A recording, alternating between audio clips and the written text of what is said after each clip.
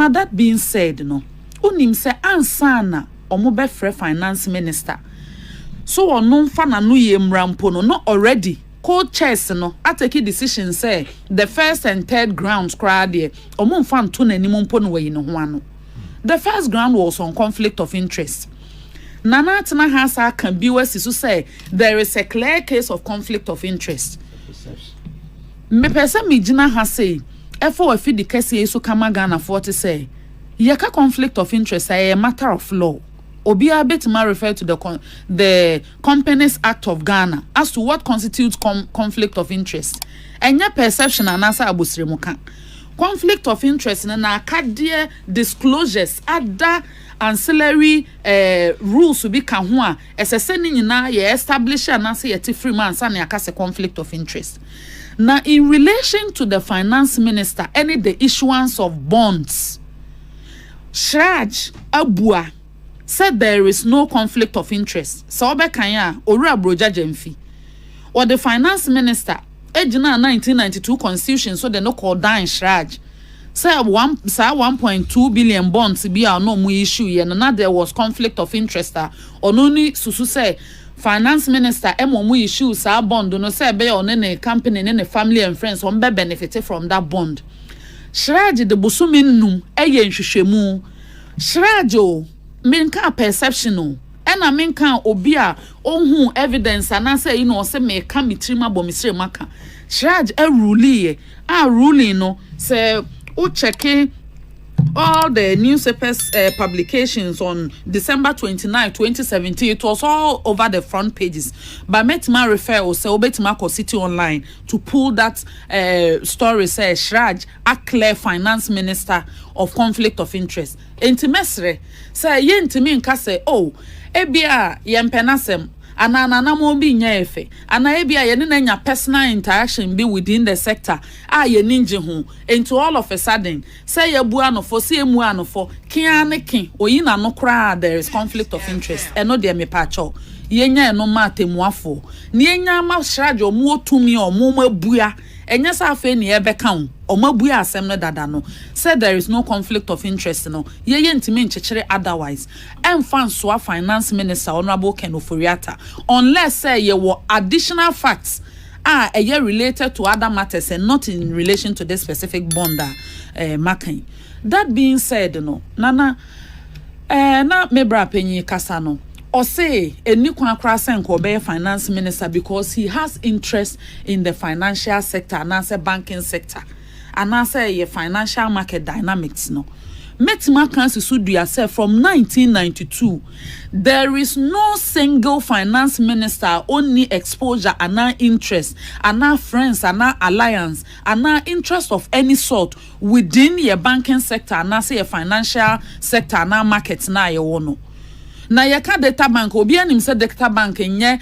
bank a ye wura mu se ye kodidwa te se na ye wo bia access bank na GCB into the financial sector space na a broader investment sector ni ade no a broader beyond even established banks a ye nim na sa wo digi obi a background their declarations ni bibia you would know say untimi nkasa omunyi na obi a ohonom a waba under 1992 constitution ya no ni any interest and say such exposures within the financial sector na me kan so na me kan in a negative manner me kan sisudu ya say ansa na ye be fa se be ye finance minister nebe director nebe boaye in terms of your economic policy no a technical area now we your obia or your player stakeholder and also winning dynamics within the financial sector yes I am mouse out to me no se brabeto to yesika sema enye yi sa na ye pe obia mana be attorney general ni minister for justice ye kopɛ lawyer ni obi wo law firm that were practice that wo interest or friends or existing law firms ne other connections and such exposures I will honor man so obey lawyer and obey AG. Sir for special prosecutor. Nancy ya won't have sent na GS enya issues edientia. Teacher unions and say, oh, as soon as I appointing or a people's teacher when you train teacher. Na ye per specialist and na ye po bia or no war exposures and now or nim ye sector no to come and leaders. Anana sir. enti mesre se me emfa no nkoka se ebia finance minister because na emre bi etwa mu which precedes ye ba beto aba for president Nana Danko Akufo-Addo amana be president now our exposures to data bank enti no for him to be appointed as finance minister no alien to the conventions and answer practices are your Ghana. I believe say that has to be settled. Say it is not the case. The second issue so I wish to respond to and say Obia so on finance minister, including NPP4. That's the assertion. And I say majority so on finance minister. Into what a whole yeding. I didn't know President Akufo-Addo Pamono may refer to a statement made by former President John Dramani Mahama, which was also properly captured in graphic. President Mahama said he is under a lot of pressure. Ebra na ye were in the peak of doomsday in 2014, 2015, 2016 from within, including party for publicly or mameki utterances say one pam your friend is saying yo no nyam for tepe at the time as finance minister. Mejidi say me preemptive mokra nka mu benya voice recordings bebre kwa mo bebo amaye to that effect. And so at the end of the day no ora se tepe etwa ne term until the end of President John Dramani Mahama ne term ended in January 2017 when you know enti no that posturing say eye alien say I aden na wonko an de party for bi so mo mpɛ so yenye yiwa woda so ho as if say oh ebia wo this relation tia or that relation tia me gidi say the mandate ye de ama president so mebu man ono na executive powers ni nyina constitution ni de ahye ne nsa no eniema ekoyi a ebe ne de ebe na hohoaho a eniema nkoyi ebe ne ya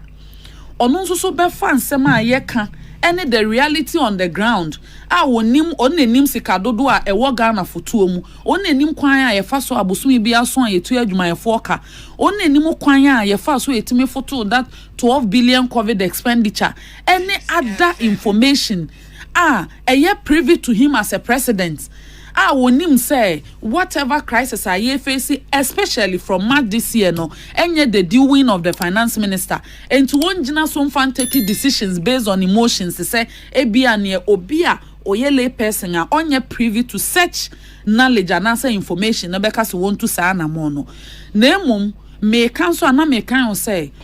eye ebra majority members of parliament omusi jina ese omo pese yi finance minister no unim se omo ne omampanyi ekosi nkonwa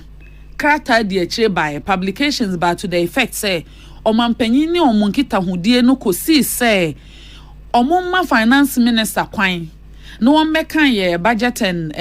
2023 budget any economic policy na yenwe IMF program no secure program na omampanyi besa no omasi nkonwa ama ansa na mo no so ma eden omatimi adwendwen ho ahwe bebi omode befa ana anyesa enu nachi the mother party are all the majority members in parliament omodon sa party NPP no NPP party no chairman ni general secretary ni empanyimfo akukuda me all party ni munyina so si ginaye general secretary na ne nsa nhase na ne nsa hyase de aba ese omunim kwan omo befa so omo beka nsemu ya manaye akototen na asumdwe aba ye party nim ne Ghana mu enti no yentwen na jinaya majority ene omampanyi esi no eno nso so omunya abotre na sa abre ni dru na budget ya ye be ready ni IMF program no ekosi a na omatu ho anamo ananye sa enti me nkan kosi se ase ebia eno wo relations we eno wo exposures we enti no no nko a yese empewa akia ne ken osi ho it is not a reflection of the reality on the ground and also a reflection of what has happened in the past ye ba be yi no se content cro ono nko ana in times ye call for say yenyi because yakwa ahochire mu na meka no abra na ye expend covid budget abra na ye all the interventions ye clap no claps and me fati mi gidi so omampanyin so ka fellow Ghanaians o GB enya bra ye be kan kontabu asem ne nka say no de ono nko ana ye mfa nkoso ano e no no oye sei no no oye sei.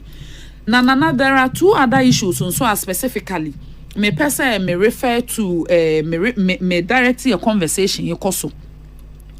Unim say me kan say on the first issue which has to do with conflict of interest and the third issue which has to do with Jubilee Oil Holdings Limited no ad hoc committee na nkasa asigina say omo mfa ntoto na no because omo frɛ PIAC for esa frɛ GMPC for buy PIAC for so omo ntimi confirm say finance minister ne share yes omo mfa that amount of money enkopto shares GMPC for so buy no omo say omo call finance ministry ho bosiabo bosi omo koje say GMPC omo ni sika ni bi da ho for that transaction which is permitted under the law ayamo makwenya to transact in that manner and exercise the necessary discretion.